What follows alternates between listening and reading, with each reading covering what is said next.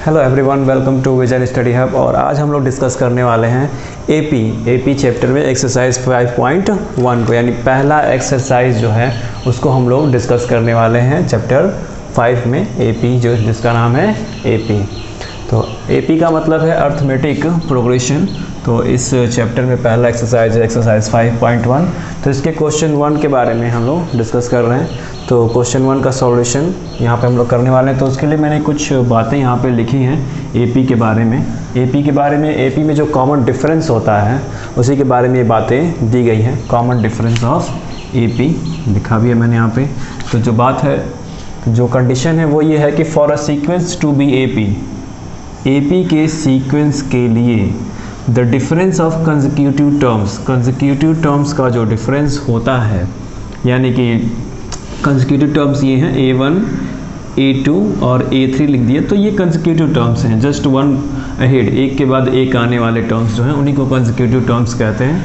तो consecutive terms का difference यानी कि A2 माइनस A1 और A3 माइनस A2 कह रहा है कि शुड रीमेन कांस्टेंट। क्या रहना चाहिए? कांस्टेंट रहना चाहिए।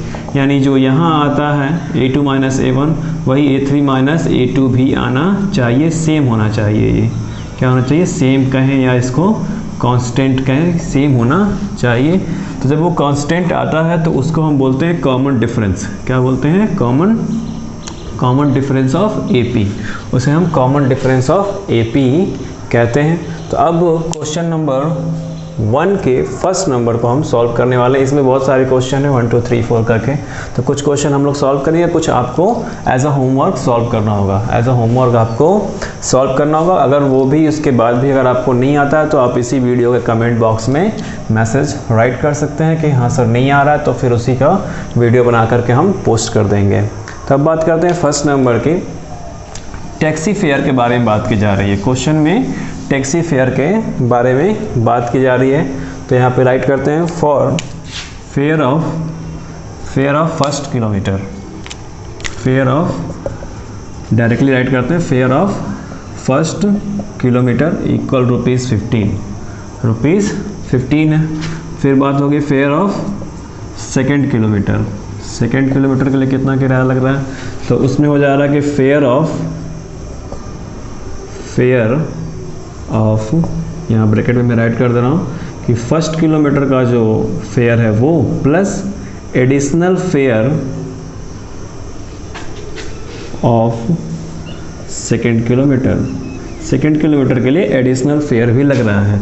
यानी फर्स्ट किलोमीटर का ₹15 प्लस ₹8 एडिशनल लग रहा है। तो कितना हो गया टोटल? ये ₹23 लग जा रहा है। फिर बात करें अगर हम फेयर ऑफ थर्ड किलोमीटर की, तो third kilometre equal fair of, same वही कंडीशन, फेयर ऑफ पहले फर्स्ट किलोमीटर का फेयर लेंगे plus additional fair of second kilometre plus additional fair of third kilometre. इसकी मीनिंग ये है कि एडिशनल लगता जा रहा है। फर्स्ट किलोमीटर का जो है वो सेम है, ये चीज़ जो है ये फिक्स्ड है, ये लगना ही लगना है। उसके बाद जो है वो एडिशनल लगता जा रहा है, हर एक सेकेंड किलोमीटर का, थर्ड किलोमीटर का लगता ही जा रहा है। तो फर्स्ट किलोमीटर कितना हो गया? ₹15 प्लस सेकेंड किलोमीटर का एडिशनल कितना है? ₹8 है। तो उसको भी राइट कर लेते हैं ₹8। और थर्ड किलोमीटर के लिए भी ₹8 ही लगेगा। यानी अब उसके बाद ₹8 लगने शुरू हो जा रहे हैं। फर्स्ट किलोमीटर के लिए ₹15 और उसके बाद हर एक किलोमीटर के लिए ₹8 लगना शुरू हो जाएगा। तो इसको ऐड कर लेंगे तो 23, 15 प्लस 8 23 हो रहा है। 23 और 8 31 हो गया, ₹31 हो गया। तो अगर हम यही थर्ड किलोमीटर के अकॉर्डिंग बात करें कि फेयर ऑफ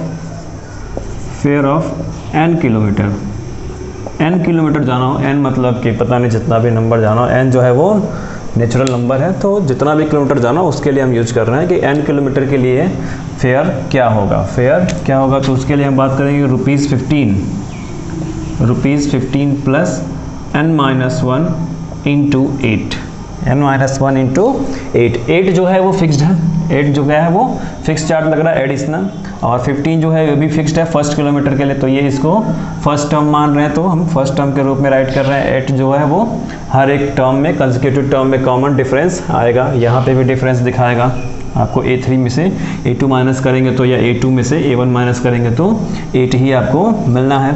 और n-1 हम इसलिए यूज कर रहे हैं क्योंकि पहला टर्म जो है वो तो फिक्स है ना, तो n इंटू 8 नहीं करेंगे, n-1 इंटू 8 करेंगे। तो इस वजह से क्या हमको दिखा रहा है, ये a plus n-1 into D के फॉर्म में है, a plus n-1 into D के फॉर्म में, a के रूप में ₹15 है, डी के रूप में 8 है, और n-1 के प्लेस पर है, तो इसलिए कहेंगे कि hence it is an AP।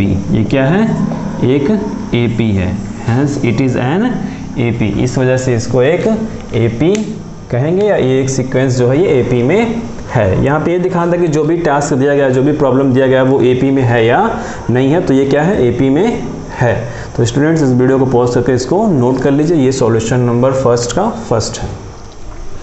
अब बात करते हैं सॉल्यूशन 1 में सेकंड नंबर क्वेश्चन के सॉल्यूशन की। तो इसमें लैंग्वेज टाइप में बहुत सारी बातें लिखनी थी, तो इसलिए मैंने पहले यहाँ पे राइट कर दिया। तो अब इसमें जो भी रिटन प्रोग्रामिंग है उसको हम रीड कर उसके बारे में डिस्कस करते हैं। तो यहाँ पे मैंने लिखा है कि let us take initiate quantity of air. Initiate quantity of air 1 लेते हैं, क्योंकि कोई भी चीज़ जो होती है 1 होती है, कंप्लीट होती है तो 1 ही होती है। तो hence quantity of air removed in first step. First step में कितनी क्वांटिटी रिमूव्ड हो रही है, तो वो 1/4 रिमूव्ड हो रही है। तो 1/4 रिमूव्ड होने के बाद कितना रिमेन बचा, remaining quantity after first step, air की रिमेनिंग क्वांटिटी जो है कितनी बच रही है।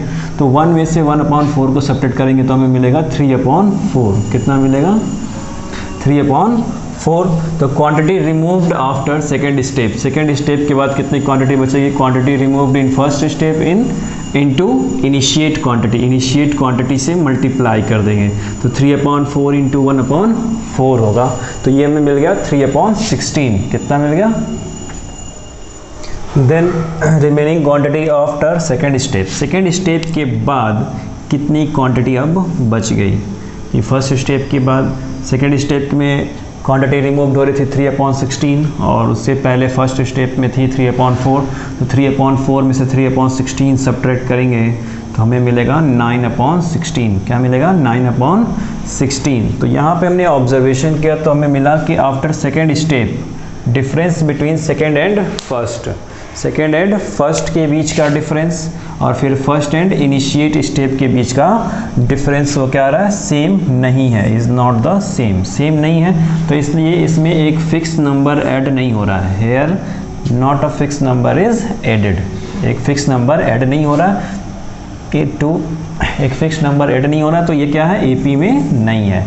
इनके कंसेक्यूटिव टर्म्स के बीच में एक फिक्स नंबर ऐड नहीं हो रहा है, तो ये क्या है, AP में नहीं है। तो ये है सॉल्यूशन 1 का सेकंड नंबर का सॉल्यूशन। सॉल्यूशन 1 के सेकंड नंबर का ये सॉल्यूशन है। तो इसको पॉज करके इस वीडियो को नोट कर लीजिए। अब सॉल्व करते हैं क्वेश्चन नंबर 2 को। क्वेश्चन नंबर 2 में भी बहुत सारे क्वेश्चन दिए गए हैं, 1 2 3 4 5 करके ऐसे दिए गए हैं। तो एक क्वेश्चन मैं यहाँ पे सॉल्व करता हूँ, सेम उसी पैटर्न पे सारे क्वेश्चन सॉल्व होने वाले हैं क्वेश्चन नंबर 2 के। तो क्वेश्चन नंबर 2 में दिया हुआ है, गिवन दिया हुआ है फर्स्ट टर्म दिया हुआ है, यानी कि A कह लेते हैं उसको, A इक्वल 10 दिया हुआ है। फर्स्ट टर्म A इक्वल 10 दिया हुआ है, और D इक्वल 10 दिया हुआ है। D इक्वल भी 10 दिया हुआ है। D मतलब कॉमन डिफरेंस दिया हुआ है, और A जो है वो फर्स्ट टर्म है, यहाँ पे मैंने लिखा ही है, A जो है वो फर्स्ट टर्म है, D जो है वो कॉमन टर्म है। तो क्वेश्चन पूछ रहा है कि right the first four term right करने हैं। तो फर्स्ट टर्म तो यहीं पे हो गया, फर्स्ट टर्म यहाँ पे हो गया। तो सेकंड टर्म की बात करते हैं। Second term equal A plus D. बताया जा रहा है कि जो सीरीज़ है वो ऑलरेडी AP में है। तो सेकंड नंबर की बात करें तो हो जाएगा A plus D equal 10 plus 10, कितना हो गया, 20 हो गया। फिर थर्ड टर्म की बात करें, third term equal A plus 2D, यानी 10 प्लस 2 इंटू 10, 10 + 2 × 10, तो टोटली ये हो गया 30 हो गया। फिर फोर्थ टर्म की बात करें अगर, fourth term equal a + 3d। ये हम a + d और a + 2d कौन से पैटर्न पर लाते हैं, a + n - 1 × d। यहाँ पे n क्या होता है जिसके बारे में आप बात करते हैं, सेकेंड, थर्ड और फोर्थ, ये लोग दिखाते हैं n को, यही n को रिप्रेजेंट करते हैं, यही n है। तो a + 3d यानी कि 10 + 3 × 10 इक्वल आपका हो गया 40। तो 20, 30 और 40, और फर्स्ट टर्म 10 है, फर्स्ट टर्म क्या है 10 है, तो यही फर्स्ट 4 टर्म है, फर्स्ट 4 टर्म्स हैं, यही पूछा जा रहा था। और इसके बाद रिमेनिंग इसमें जितने भी क्वेश्चन हैं वो सभी क्या हैं, सेम है, ऑल आर सेम इसी पैटर्न पे वो सभी सॉल्व होने वाले हैं, सभी 4 टर्म्स फाइंड के जाएंगे सेम इसी तरह से। सेकेंड क्वेश्चन के सभी और जितने भी क्वेश्चन है वो इसी पैटर्न पे सॉल्व होंगे, तो इसलिए मैं राइट कर दिया ऑल आर सेम, आपको वो सॉल्व करना है एज अ होमवर्क। और पहला मैंने यहाँ पे सॉल्व कर दिया कि a = 10 है, d = 10, तो सेकेंड टर्म कैसे मालूम करेंगे, a + d से, इस तरह से, और थर्ड टर्म a + 2d से, फोर्थ टर्म a + 3d से, इस तरह से आपको सॉल्व करना है। a और d की वैल्यू वहाँ पे दी गई है। अब बात करते हैं क्वेश्चन नंबर 3 के सॉल्यूशन के। तो 3 में भी 1 2 3 4 का क्वेश्चन दिया गया है। तो पहला क्वेश्चन मैं यहाँ पे सॉल्व कर रहा हूँ। गिवन दिया हुआ है, एक सीरीज दी गई है 3 1 -1 -3 डैश डैश डैश, यानी कि ये इनफाइनाइट तक जाएगी। कहाँ तक जाएगी, इनफाइनाइट तक जाएगी, टिल इनफाइनाइट।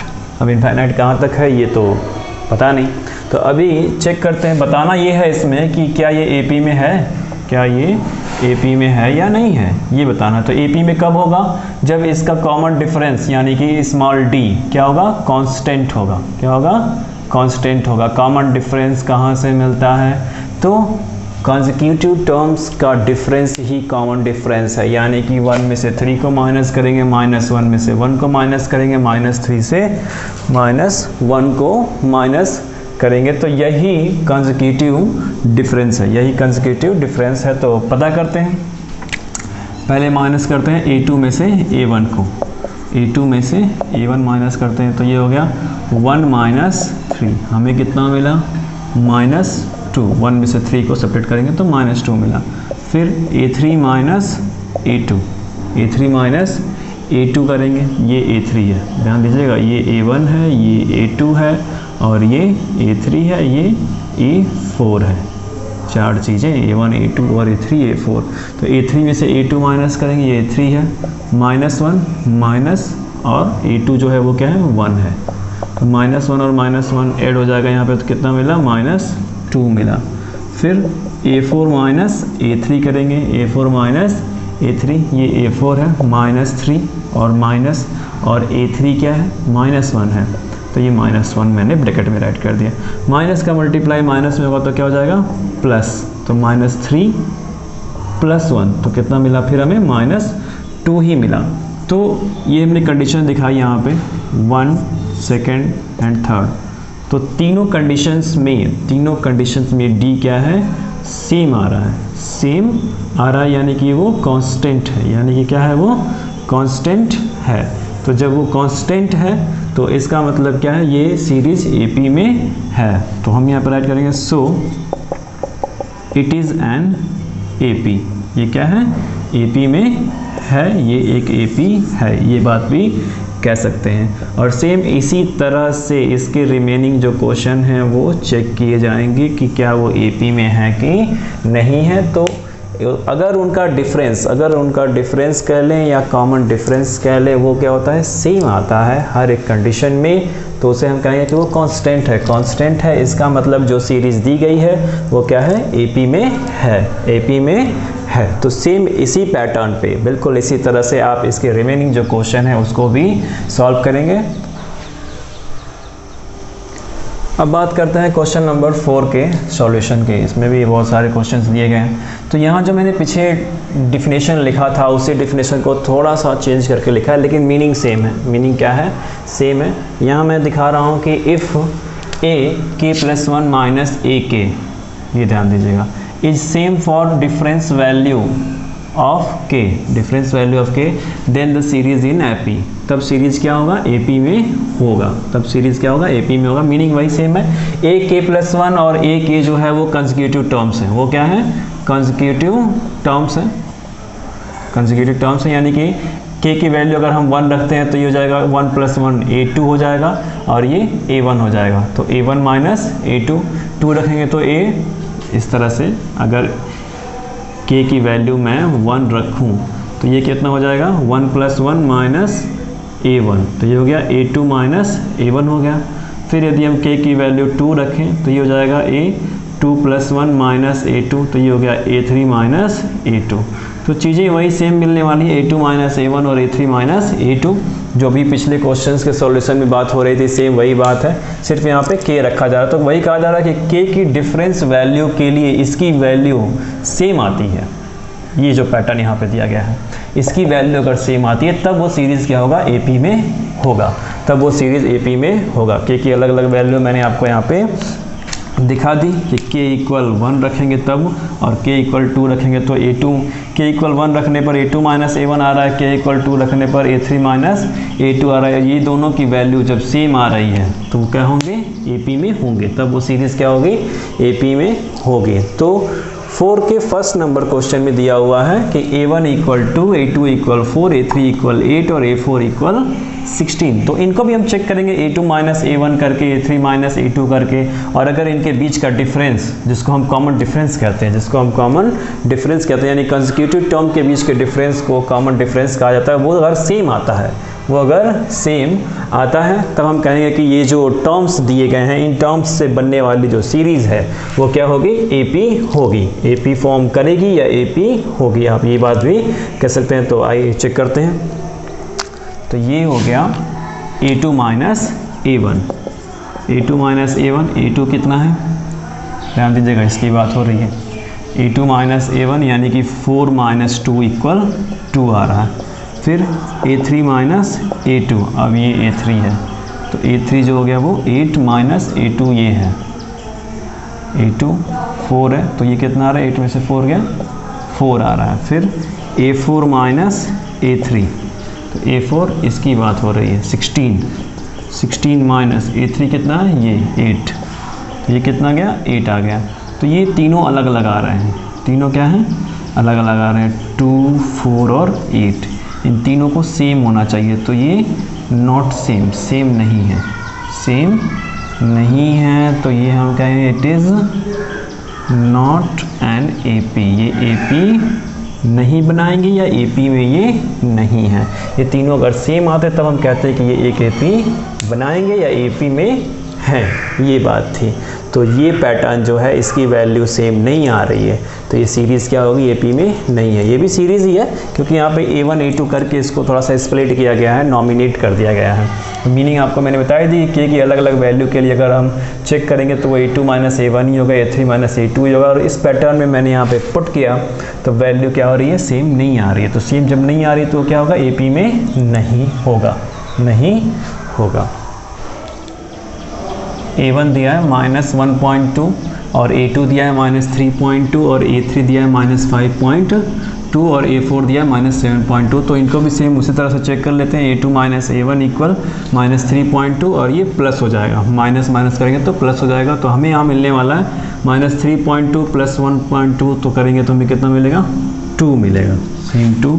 फिर उसके बाद A3 - A2 करेंगे अगर, तब कितना हो जाएगा, A3 है हमारे पास -5.2 और A2 है -3.2, तो ये हो जाएगा -5.2 + 3.2, तो हमें मिल जाएगा यहाँ भी 2 ही मिल जाएगा। फिर A4 - A3 की बात करेंगे तो A4 हो गया -7.2 माइनस A3 जो है वो -5.2 है, तो ये हो गया -7.2 + 5.2। तो यहाँ भी इसकी वैल्यू, तो यहाँ भी इसकी वैल्यू 2 ही आएगी। तो तीनों कंडीशंस में ये क्या हो गया, सेम आ रहे हैं, तीनों कंडीशन में ये सेम वैल्यू आ रही है, 2 ही आ रही है। तो ये कहेंगे कि ये सेम है, so it is an AP। ये क्या है, एक AP फॉर्म कर रहे हैं, इट इज़ एन AP, ये एक AP फॉर्म ये एक AP फॉर्म कर रहे हैं। तो स्टूडेंट्स इस वीडियो को पॉज करके नोट कर लीजिए, ये इस एक्सरसाइज का लास्ट क्वेश्चन था। इसमें और जो रिमेनिंग क्वेश्चन है उसको आप एज अ होमवर्क सॉल्व कीजिए। नहीं आता है तो इसी वीडियो कमेंट बॉक्स में आप मैसेज करके हमें इन्फॉर्म कर सकते हैं, तो फिर हम आपको उसका वीडियो बना करके सेंड कर सकते हैं।